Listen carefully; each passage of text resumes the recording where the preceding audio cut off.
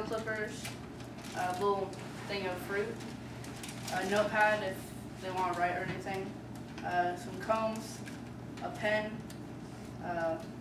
tissues, Cheez-Its, and trail mix, and hand sanitizer and chapstick. We also have a bag of socks over there, which is actually very, very important. The Halloween candy is just kind of nice because living on the streets is dehumanizing, and anything to remind them of nicer days, that they are still human. Just a little bit of normalcy for them. So. One thing that we learned in the very beginning of this process of working with Tim was that a lot of homeless feel invisible, and a lot of times if you drive past him, you just won't look at him. And so what I've learned through this experience is to always look at him. If I always have a little bit of money, ready to give them. I made a point to shake their hands and just tell them what my first name is. Don't give them your full name, and just ask what their name is. Look in their eyes and ask them, what they're doing or how they go on the street. Ask them anything you want, but just treat them like human beings. And the idea is not to make it comfortable for them on the street. I mean, I guess the term in psychobabble is enabling. We don't want to help people continue to stay where they are. This is just kind of an emergency thing. They're in a tough spot and everything. A lot of times when I was on the street, the thought would occur to me and other people that I hear say too, it's almost too comfortable. Lose that motivation to change, to get up and go. And that's really not what we're trying to do here today. This is just kind of a one-off deal. Also just to let them know that, come down, people are thinking about them, that they're still human beings, and that people out there care.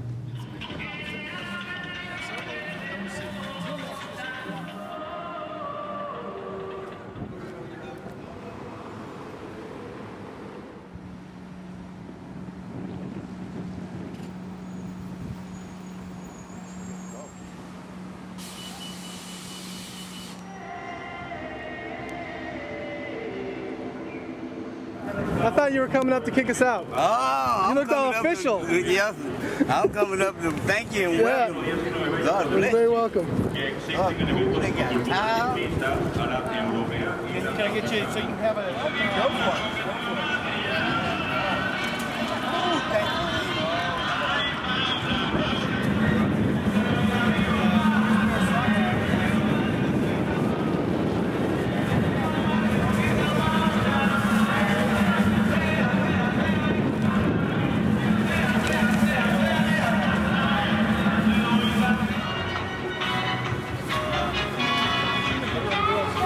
My name is Michael Wayne Quigley.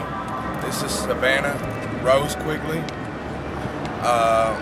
Basically, we've lost our home to foreclosure due to me and my wife being ill and sick, and I was laid off my job.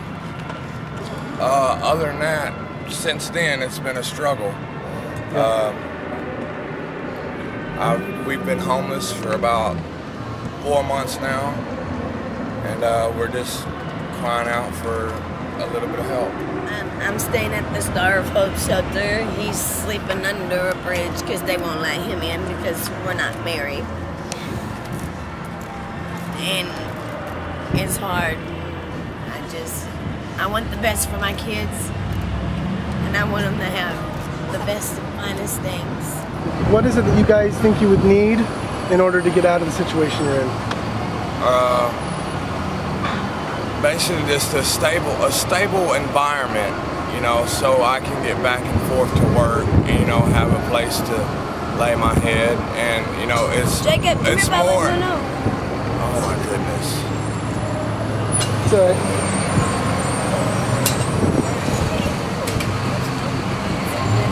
Trying to help him? It's more about the kids having a stable environment, and them having to be in. When they start, the oldest, my 4-year-old, he starts school next year, and I want him a stable environment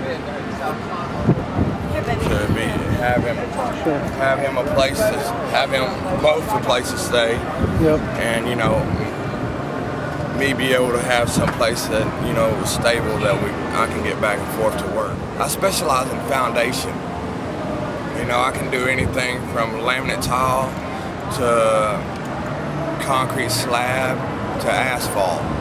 Okay. You know, I've been doing it for 11 years. I'm sorry to butt in, and also he had a job.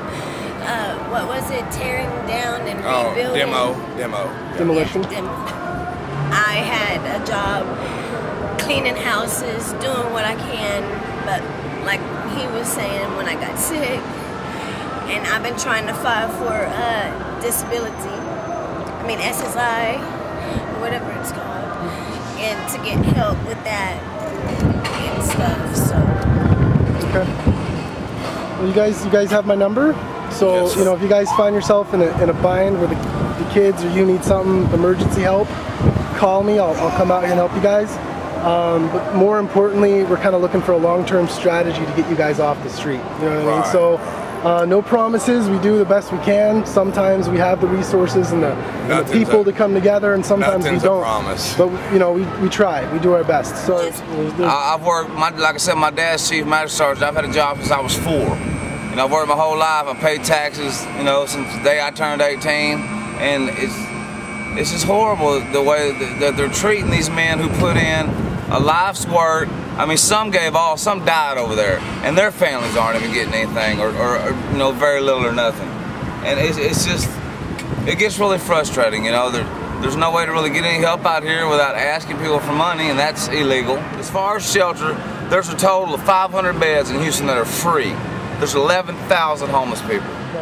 The rest of the shelters charges. The Salvation Army, which you think would be the first person to help you out, $8 a night for veterans, $10 for civilians.